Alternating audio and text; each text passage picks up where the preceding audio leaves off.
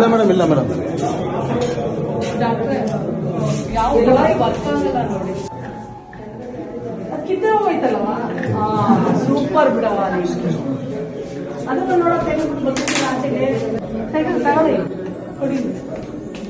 ತಾಯಿ ಏನ್ ಹೇಳಿತಂದ್ರೆ, ಮೇಡಮ್ 10 ರೂಪಾಯಿ ಹೋಟ್ಲಲ್ಲಿ ಹೋಗಿ ಬಿಸಿನೀರು ಇಸ್ಕೊಂಡ್ಬರ್ಬೇಕು, ಬಾಣಂತಿ ಇರೋಳೆ ವಾಶ್ರೂಮ್ ಹೋದ್ರೆ, ಟಾಯ್ಲೆಟ್ ಹೋದ್ರೆ ತಣ್ಣೀರಲ್ಲಿ 7-8 ದಿವಸ ಇಟ್ಕೋತಾರೆ ಸಿಸೇರಿಯನ್ ಅನ್ನೋದು. ತಣ್ಣೀರಲ್ಲಿ ವಾಶ್ರೂಮ್ ಹೋಗಿ ತೊಳ್ಕೊಂಡ್ಬರ್ಬೇಕು.